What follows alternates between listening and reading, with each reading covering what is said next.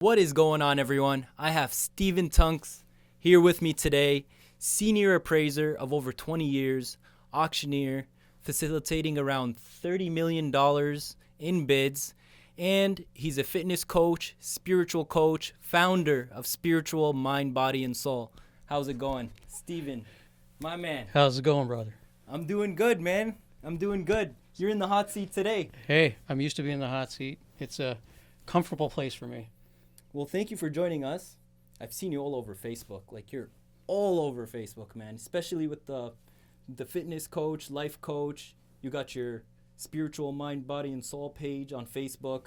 You've been posting a lot, lots of videos, but you're not shying away from the posts. No, I'm not. Apparently, there's etiquette. You're not supposed to post more than twice a day. I do more than that.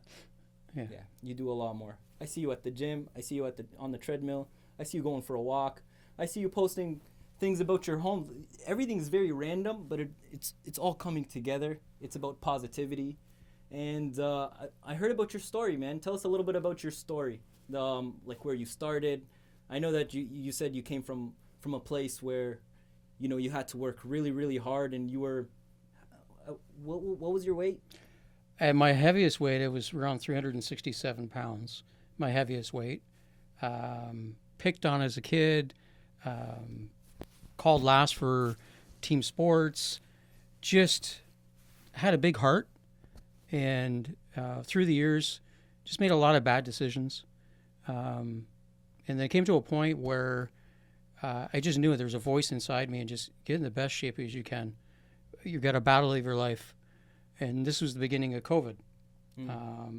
So during COVID, where I was at the top of my game, expert in my fields and really well known, it was actually at my lowest because COVID woke me up. And through that journey, as I did the hard work, it's a path of dedication and resilience.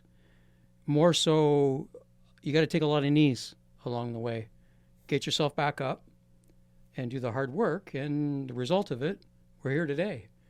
I'm a different person. I used to live a life where I wanted a fancy Rolex watch and a BMW, and I wanted to be a self-made millionaire. I sat at those tables over the years in businesses. There's not one happy soul. So I chose the harder path. It's much harder. It's not easy. But I'm telling you right now, it's worth it. The blessings, knowing that you are not alone.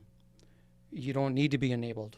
The fact that our God, your God, everybody's God's within them. So is the devil. So you choose. So when you choose that, it's a path of solidarity. It's a path of humbling yourself, ego. A few years ago, you'd look at me and you wouldn't know what I was going through because you don't show it. You don't share it. Many. I was one of the unfortunate people that were tangled up into the pain meds, opioids, Percocets years ago. And I chose to remove all that from my life. I chose to find a better healing way, a better path of food, emotional connection with food, and actually doing the hard work to a point where most give up. And that's where I had to double down and go that much more harder and not listen to the attacks. Because when you start leveling yourself up and bettering yourself, you will be attacked. You will be mocked. People will talk smack about you. They'll talk rumors about you. But when you realize when you get through those storms and speed bumps, their work actually elevated you. It gave you strength. It tightens your relationship with your maker. And now I can say that I'm God-made, not self-made. I'm not afraid to share it. You'll see me on the treadmill. You'll see me praying. You'll see me throw my water bottle around, closing my eyes, looking like, well, that guy's weird. But I'm at peace. Big difference. So through my journey, and anything I'm involved with or anybody that's in close to me, I advocate for them, but God is always the center of it. It's God. It's not just a word or a shield or a flag that you can say that, oh, I'm this or that. No, it's a lifestyle. It's a mindset. It's you have to take that resilience that when you work with your client or your sellers or people come with your problems to you, just listen. You're not there to fix, but I advocate for people, and I'm very proud. I advocate for other people to have God in their heart. If you have God in your heart, you're probably going to meet me. You'll probably bounce into me in the gym or in the travels. If you don't, I'll see you someday. I have hope for you. I pray for you every day. I pray for my enemies. I don't have any enemies, but those that cast stones over the path, I pray for them every day. I have forgiveness for them. And I was able to create a life of love, forgiveness, and unity. At the same time, I've learned in my own past to balance your health, your family, and your wealth to a point where when you got everything going for you, life's good. You see the blessings. You also see the karma in others. And being around all these years, I've been born and raised in Windsor. You get to know everybody's dirty little secret and all the shenanigans that they do in the professions. From the very top, even the top of everybody's in their careers right now. I've been around. It's not for me to share. It's not for me to judge. They have to talk to their God one day. They got to face what they did and what they chose. Same with me. There's things I have to do. But through my love of my God, my conviction and my redemption through my fitness, because I always used to be overweight. So people run into me now. It must be nice to be in shape. Thank you. It was well deserved. It was well earned. And in everything I post, and I post a lot, I've planted seeds. I've shown the way of what I've done, and it's for people to resonate or don't resonate. If you love me, you love me. You don't like me, you don't like me. So it validation and love from others, third parties, the only validation I have is through my God, my relationship with God. And I strive every day to be stronger with my God and the people that I come around. And like I meet you and I meet others, and you're encouraging to hear, and you shared your story with me before we went on camera. And you gave me goosebumps. I'm very proud of you. Very proud of your parents, especially your mother. Very, very good upbringing and examples. But you, in life, you got to realize too, not everybody had those examples. Not everybody had the blessings that either one of us had or didn't have. So when you level yourself and become humble, you can understand the perspective where they're coming from. Either they're fulfilling us that they did the hard journey as well, or they're not there yet. But at least then you can have compassion with them and nod, don't commit, and just walk away and wish them well. You don't have to win everybody over. And chasing stuff and things and money and girls, that's not gold in life. No. The gold in life is your kids. Men, step up. Step up. I'm calling you out. Absentee fathers, step up. I was just as guilty, but you know what? You can correct it. Do the hard work. Feels like your skin's peeling off. It's on fire. Get through it. It's well worth it. We're here to leave this planet better than we came, and we're there to lead our families. We're there to lead our children with good examples. So at the end of the day, a few years ago, 3 years ago, my father passed. And I can say that I was blessed because in the last few years, after probably 14 years because of stupidness, brokenness in me, over girls, women, we were able to fall in love again with each other. We had amazing conversations. And one thing through us both healing at the same time, my dad, I'll never forget, he said, Stephen, learn to love yourself, forgive yourself, and find spirituality. I said, Dad, I'm not religious. Because that's not what I'm talking about. Be proud of yourself, love yourself. The rest comes. A year later, I went back to him. I look at him. He looks in my eyes. He goes, you got it. I says, amen, Dad, I got it. I pray more can have more people just stop. Pause, take a deep breath. And if you've been in the gym, you heard me. Breathe. I'm a breathing coach because breathing's everything. Breathing's everything. Your words are everything. Your intentions are everything. Your thoughts are everything. Touch is everything. Spirituality to me is not religion. Spirituality to me is the lessons that the prophets, especially Yeshua, when he was here for 33 years. Some people call him Jesus. I call him by his real name, which is Joshua to me.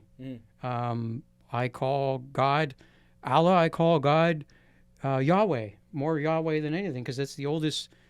And I'm sorry I'm butchering his name and how you do the translation, but out of respect. And when you do the conscious mindset and you put the time in and you do the lifestyle, praying, not once a day, 5 times a day, 10 times a day. Be grateful every day. All the time. Thank you for this food. Thank you for I have the health to go to A to B to C. Thank you for everything. Be grateful. It's a way of living. It's a way of living. Yep. It's a thought. It's a thought. Yep. It's everything. It's and when you overcome those things that used to destroy you, like addictions and bad choices, and you flip them upside down and make them your strengths, wow, life's good. But once again, it's hard work. You got to do the hard work. And when you do it, it's not easy. It's not easy. But you put that in your work. No matter what you do 150%. When your appointment's at 3 o'clock, show up at 10 to 3. Be accountable. Be proud of yourself. Groom yourself. Yeah. Just take care of your stuff and things. Be grateful that you have them.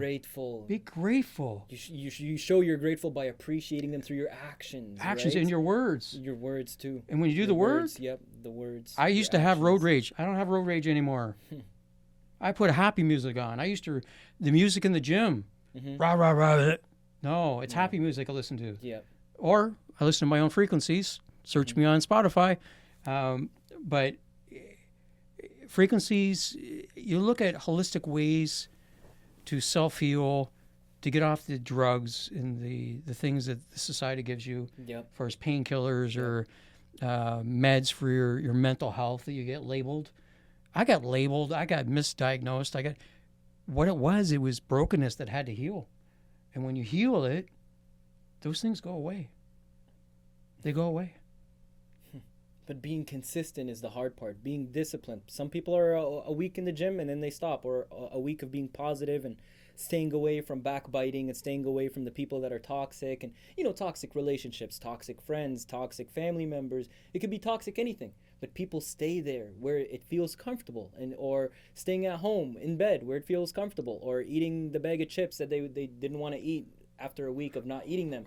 100%. How did you stick to the path of being everything that you are right now, man? You're a life coach, a spiritual coach. You're in your zone. You went down from around almost to 400 pounds. Yes. Down to, what's your weight now? I'm around 200 right now. Around 200, but lean muscle. Lean. Yeah, and people wouldn't be able to tell like where you were and where you are now. They just see the you that's here now today. But they don't know what kind of work that you went through, and they think it's an easy thing to do. And social media, man, it really puts people down because they don't see the blood, sweat, and tears, and you looking at yourself in the mirror and taking off all the masks that you have on in public, and then being true to yourself. It's a very hard path. But you've been in and day out. So how would you advise the audience to stay disciplined when they feel like all odds are against them? Everyone else isn't really putting in the work, or they don't see the work that other people are putting in, and they throw in the towel. What can you tell people? Really good advice. I think the best advice is Look yourself in the mirror. Be honest with yourself. Picture yourself, you're looking at your younger self. Were you inspired to be a doctor or a lawyer or a real estate agent or a minister or whatever you wanted to be? Look at your younger self. And if you can't look at yourself and be proud of yourself as a younger self, and you have to look your way away, you got some hard work to do. Where I started, I had rock bottom. Yeah. Rock bottom. During COVID too. During COVID. I was top of my game. During it, I had $500 to my name, sleeping in a room about this size on the floor, and a lot of clearing, a lot of self-realization that, let me see here, what's the common denominator in all these life lessons I've done in relationships? Mm-hmm. What's the common denominator? Me. So when you realize it's you realize that you can change your story. And I proved to myself, and I've always had that in myself, where somebody says, that can't be done. I always found a way and said, I'll show you how. That was always in me, in my spirit. So words to wisdom is, if you want to change, stop the fast food. Stop. Get a water bottle, walk around your neighborhood, do a block. Then build up to 2 blocks. Then around the whole community, go around 4 blocks. All right, well, how about this, Steve? One step at a time. What if after some certain period of time, you feel like your day was hard, a few people, nagged at you, cussed you out, worst case scenario, everyone was giving you a hard time that day, and now your spiritual, your energy, your focus goes down the drain in a way. Right. How do you still do what you got to do? Like, you First, still want to do that block, but you were consistently going for that walk, but then all of a sudden that day was a very hard day. Some people will say, oh, you know what, I can't do it. I can't, because I feel like that's what makes people stop too, is the feeling that they feel inside after having a long day, and they give themselves excuses. Let me have that bag of chips. I worked hard. Today was a hard day. I've been consistent for 2 weeks. I don't want to go for that walk today. What can you tell people that are feeling very overwhelmed and then just want to give up, and they don't want to be disciplined anymore, and they don't want to do what they've been doing that was benefiting them? What can you tell them? Because I face that too sometimes, man. I do, right? It's a natural thing. I went through it many times. I fell off the wagon right away. It was that 9-10 years of transformation, losing that weight to becoming fit. Mm-hmm. You got to challenge yourself away along the way. Mm-hmm. But quick tips now that I'm through it would be, when you get in from a bad day, go have a shower. Visualize and wash that bad tar off of you and that bad feeling. Wash it off. How about a cold shower? Would that help? I did cold showers. During COVID, what do you got to do? So I learned to have hot showers and all cold showers. Do that like a hot shower, then finish the last 30 seconds of a cold shower. It raises your dopamines. It makes you feel better. But after you do that, put on your sneakers, even if you don't feel like it, because that's when it counts. That's where you break through those bad habits. That's where you break through your self-enabling. So you suck it up, buttercup, okay? Dig deep. And even if you're not putting happy music or headphones or your favorite music on, go walk in your neighborhood. Do it anyway. Connect with nature. If you don't like your neighborhood, go to the park. I went to Mi'kmaq Park all the time. Walk, look at the birds, look at the nature, look at the sun, take in that fresh air. Start breathing. You take 3 deep breaths in. And each time you do it, it's getting lighter and lighter. Picture you're on a beach somewhere. You can feel the sun. You can smell the salt from the ocean. You're in your happy spot. Take another deep breath in and let it out. And when you practice that, mindful, you'll overcome anything that's bugging you. I call it grounding. Go barefoot in the park. So that does work. It does work. I've heard a lot of Hugging things. a tree. I'm a tree hugger. Yes. You don't have to hug it, but if you're within 4 feet of a good tree, sit there, close your eyes, and just be thankful with your hands open. Doesn't have to be closed, but hands open, and just breathe and take in that energy. Watch how you feel after you do that for 5 or 10 minutes. And they've done actually some studies on that. They've tested the blood cells of someone who's hugged a tree and did some grounding, and Yes. they checked for their blood cells, and it changed. It was more organized in a more of a pattern. That was a healthy pattern. Correct. As compared to someone who didn't, it was scattered all over the place, and it wasn't forming in the right way. So it does actually, scientifically, right, make a difference when you're grounding and hugging a tree to someone who isn't, and someone who's like never ever going outside, always with shoes on, never doing, the breathing techniques. Their blood formation stays the same. Correct. And when you're sitting, it's true. you're sitting. You're not moving. The secret is move. Wow. So walk. When you start walking, then you'll be able to do a fast walk. And if that's all that you do, great for you. But eventually, when you put the work in, and I always tell people as a coach, your 21 days is the hardest days. Okay? So you do it day by day. Get over that 21 days. So start eating healthier. Maybe you work out maybe 3 days a week or twice a week. Start for 21 days. Then do it for 3 months. Then do it for 9 months. Wow. You created a new habit. You created a new routine for the rest of your life.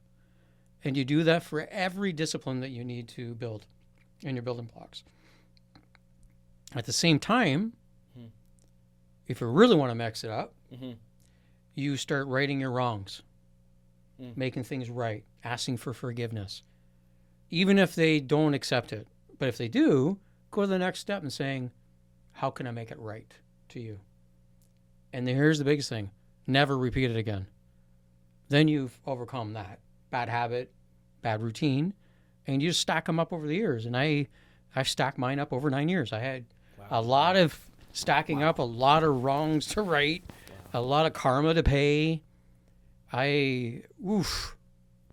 People always say they can write books and movies about my lifestyle. As years ago, I used to repossess things as a licensed bailiff, and I retired a few years ago. I made it very vocal. I retire, never going to do it again because it doesn't align with me, and because everybody was lying. Being a bailiff?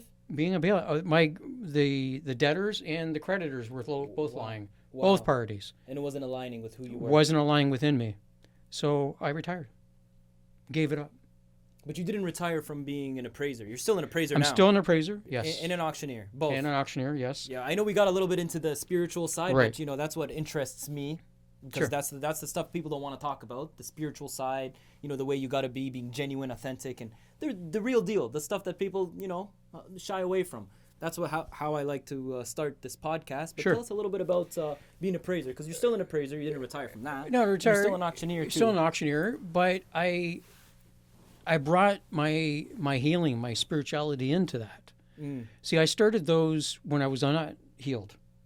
So those are always core to me, and some other things that are core to me, that I brought God into them. I brought my relationship with God, my new way of thinking, my peace, doing it right. Yeah, I could do it the easy way. I could continue that bad path. I could have millions and millions and millions of dollars behind my name, but I've been around that. Nobody's happy. So I'd rather have what I need, and I'm very grateful for what I need every day, and spirituality's lifted me up in that. So I went into appraising, and even appraising, I advocate for the underdog. I do a tug of war with insurance companies to if they're getting the short end of the stick on their insurance claim, no one's listening. It could be anybody that's involved that's giving them bad advice. I help them through the storm of what I do, and I just do what God shines through me in that. Same with auctioneering.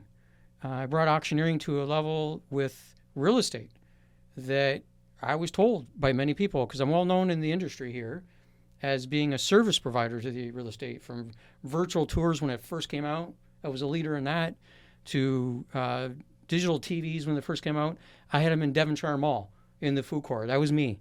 When you're a visionary and you're on a broken path, you're going to hit roadblocks. Mm-hmm. But when you're healed and you're visionary, the visionary are blessings from God. Oof, amen to that. Yes, sir. God will bring the right people around your circle. He listens to the people at your circle, what they say behind your back, and he will remove them. I've witnessed it real quick. Real quick, brother. But he's replacing them with people with God in their heart. So, yes, I need to survive, to pay bills and whatnot.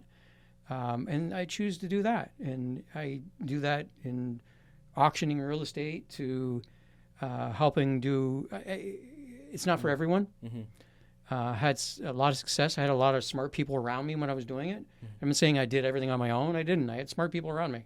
Mentors and people guiding me, and I listened and tabled my ego to hear when, hey, it wasn't receptive. So you got to be able to take that criticism and use it as your strength. Wow. So, there's a long ways on it. And now, currently, we're doing a hybrid, my team, myself, visionary, blessings from God, to do what's the best for the clients when it comes to real estate or heavy equipment or, everyday estates to liquidations. We're living in tough times with people, but do it in a godly way, in a fair way that's fair from everybody, not making it about the money or about me wearing a Superman cape.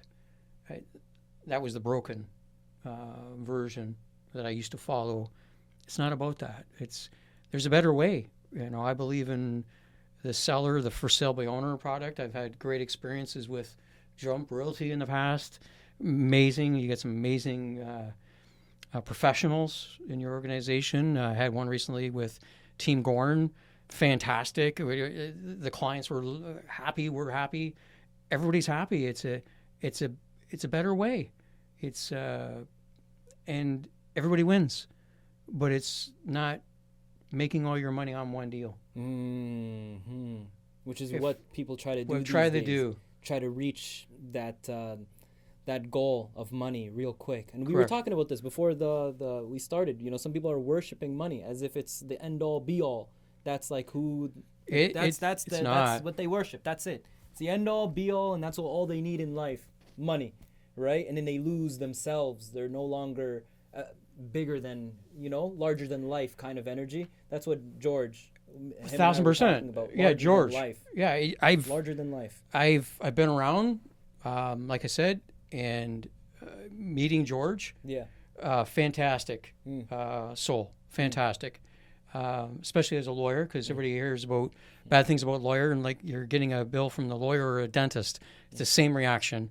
I've worked in law firms. I've helped manage law firms in my past, and never knew that when you're on that side of the fence that people cringe when they hear lawyer or whatnot. But George, different kind. Different, and once again, it's a blessing from God. God's putting all His children together. We're meeting. We've met. Absolutely. And it's not about us. No. It's not about us. It's what God has blessed us with and our voice. And it's not our words. It's our action. Yeah. So others can follow those footsteps. Yeah. So it's not to be a God or pray to money as God and material things. It's like Yeshua, 33 years, sinless life. Who attacked and killed him? The ones you least expected. I want to be more like that. I'm striving like that. I'm striving to be, my relationship and communication with my God is every day. That's my focus, not money, not stuff and things. So that comes out in my fitness.